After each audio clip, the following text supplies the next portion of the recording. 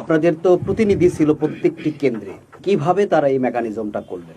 Mechanism করেছে, আপনি ইতিমধ্যে জানেন যে ভোটের দিন রাত যখন ভোটের কেন্দ্র থেকে ভোটগুলা নির্বাচন কমিশনে আসতেছে, তখন অনেক ক্ষেত্রে তারা কি করছে, কাটাকাটি করে যেখানে 550 ভোট সেখানে আরেকটা 5 দিয়ে দিয়েছে, সেখানে 5550 ভোট হয়ে গেছে। এই যে একটা ইঞ্জিনিয়ারিং হয়েছে, এরপরে 2 ঘন্টা পর্যন্ত নির্বাচন কমিশনের সার্ভার বন্ধ ছিল।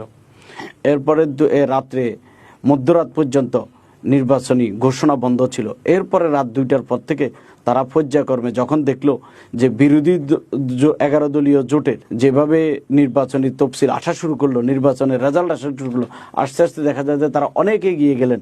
তখনই তারা সার্ভার ডাউনলোড করে দিয়ে, বন্ধ করে দিয়ে, তারা আবার এটাকে সংযোজন করে রাতের অন্ধকারে তারা ভোটটাকে আপনার বিএনপি জোটের পক্ষে নিয়ে গেছেন। এটা কিন্তু সকল জাতি জানে, হতাশ। এই জন্য এই মুহূর্তে জামাত ইসলামের কাছে মেনে নেওয়া ছাড়া আর কিছুই করার ছিল না। কারণ এই জন্যই ছিল না, দীর্ঘ 17 বছর পর্যন্ত জামাত ইসলামী বিরোধী দলের থেকে যে আওয়ামী লীগের রসানলে পড়েছেন, নির্বাচনী কর্মীরা মাত্র একটু নিঃশ্বাস নেওয়া শুরু করেছে। এই মুহূর্তে আবার যদি তারা এই আন্দোলনের চাপে পড়ে, তাহলে কর্মীরা আরও হতাশ হয়ে যাবেন। সেজন্য অনিচ্ছাকৃত সত্ত্বেও জামাত ইসলামী সেটা মেনে নিয়েছে।